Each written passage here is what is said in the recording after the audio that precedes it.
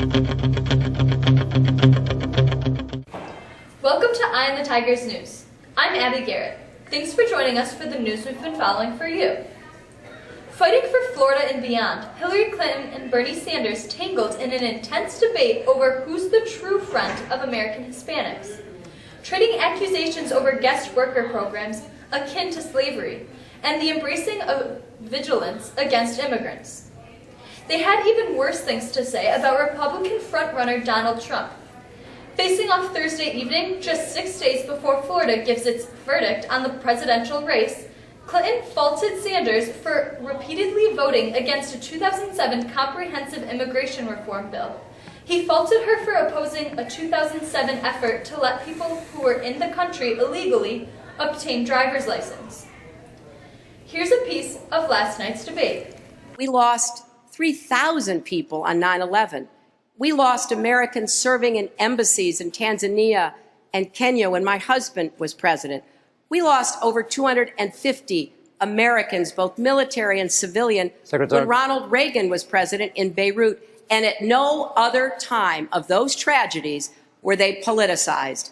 Instead, people said, let's learn the lesson and save lives, and that's what I did. Secretary, please jump in. You talked in general terms, but you haven't really said what you would specifically do to improve the living conditions of Latinos. Everything I just said will improve the living conditions, and I've spent a lot of time and effort talking to and mostly listening to Latinos.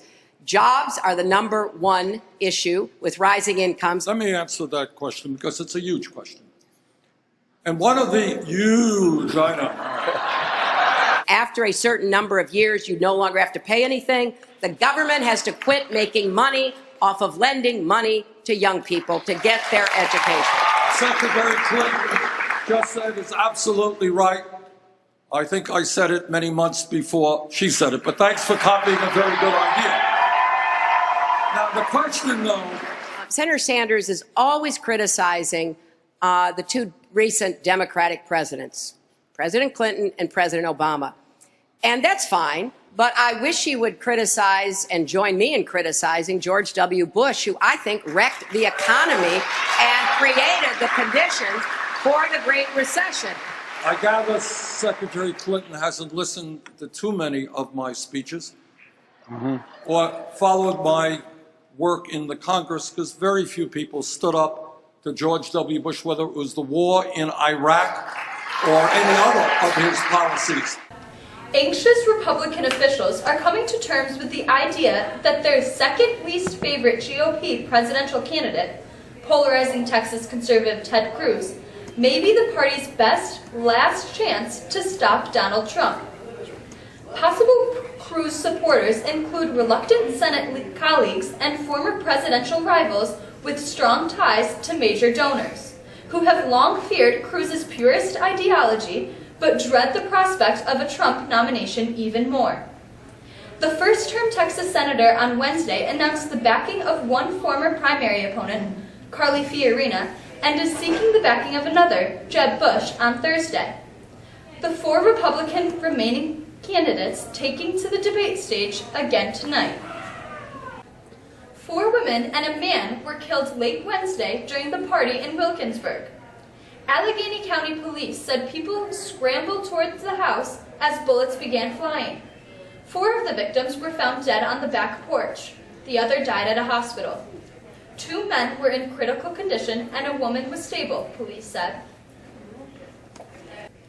Germany's Federal Criminal Police said Thursday they are in possession of files containing personal data on members of the extremist Islamic State group and believe them to be authentic.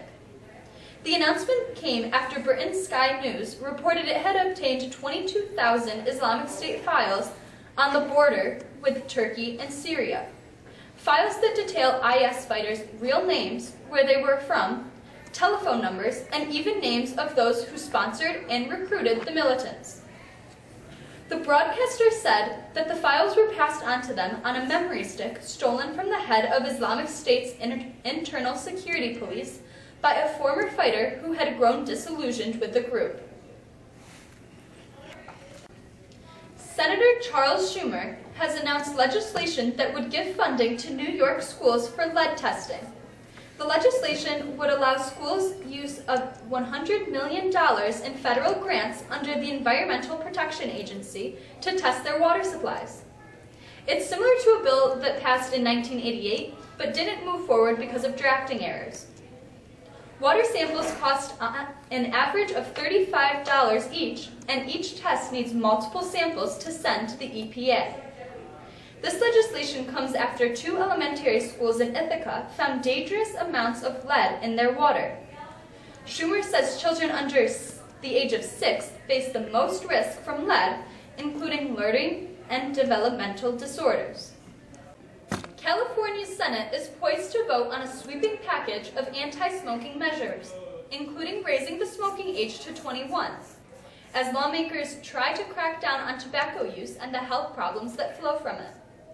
If the Senate approves Thursday and Governor Jerry Brown signs off, California would become the second state to move the age to buy cigarettes from 18 to 21, and electronic cigarettes would face the same restrictions as tobacco products. The springtime weather looks to continue. With the forecast for the weekend, here's Morgan.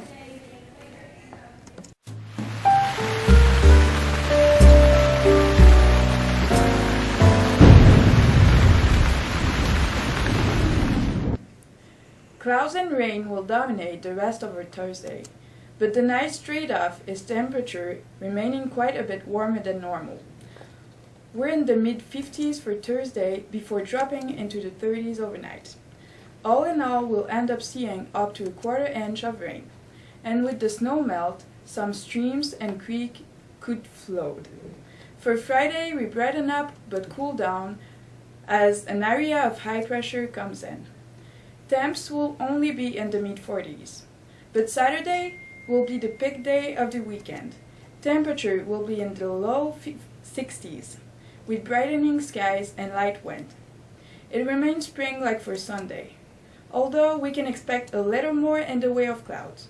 Long range, rain for Monday, showers for Tuesday before some sun on Wednesday. Each day, however, temperature remain above normal. Have a great weekend. Enjoy the nice weather. I'm Morgan. SU basketball fans will have to sweat it out another...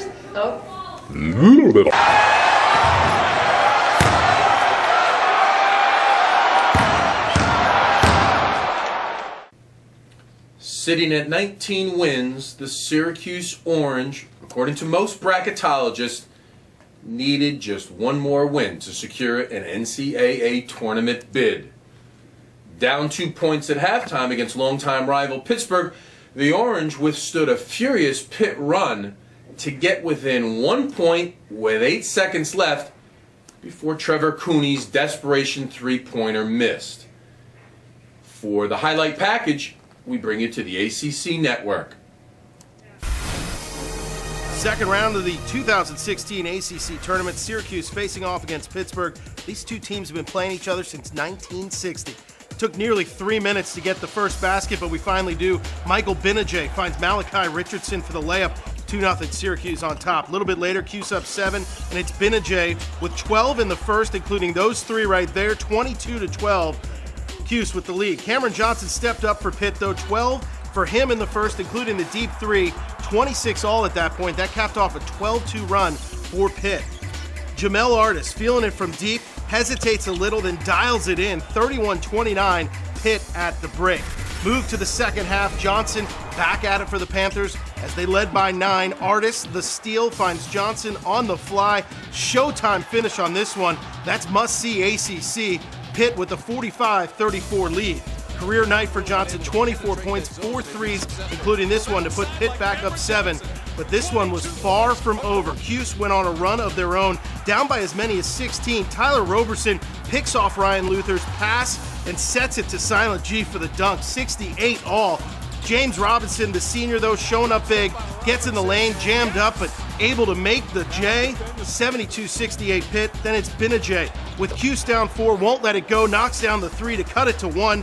One last chance for Boeheim and crew. Trevor Cooney gets a decent look, but no good, as the Panthers win 72-71. They advance to play North Carolina in the quarterfinals. This is the ACC Digital Network.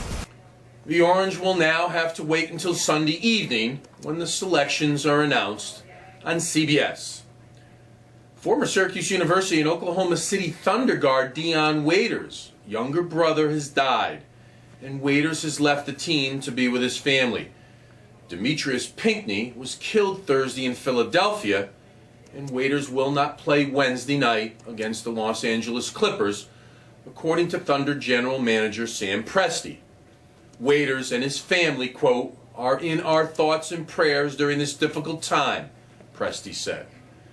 Thunder forward Kevin Durant said, quote, it's a tough time for everyone to go through. A spokesman for the Oklahoma City Thunder basketball team said Pinckney was one of the victims during a bloody day on the streets of Philadelphia. Police say the 21-year-old Pinckney was found lying on his back with severe head injuries in a southern Philadelphia neighborhood. Doctors say they are pleased that the Pace Tony Stewart's broken back is healing and have given the three-time NASCAR champion a rehabilitation program aimed at getting him back in a race car. If you remember, Stewart was injured January 31st in an ATV accident. He suffered a burst fracture of the L1 vertebra and has missed the start of the season, his last as a NASCAR driver.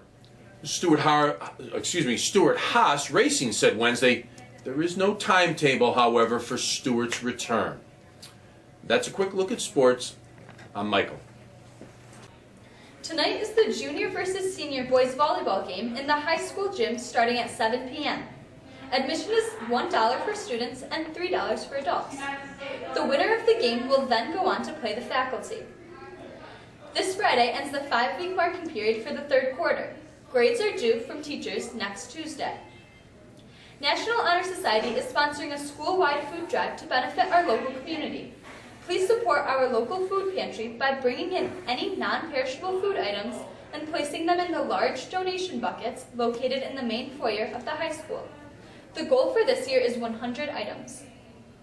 There will be class meetings for all students Friday, first period. All students must report to first period for attendance, and then you will report to your class meetings. Freshmen will report to the Pierce Library, sophomores to the band room, juniors to the wrestling room, and seniors to the gymnasium. City is having a Career Expo Day on Wednesday, March 23rd in the morning. This is for juniors and seniors looking for employment after high school. Information is available in Student Services. That's all for us. We appreciate you joining us. For the staff of Eye on the Tigers News, we hope you have a great weekend. I'm Abby Garrett. See you Monday.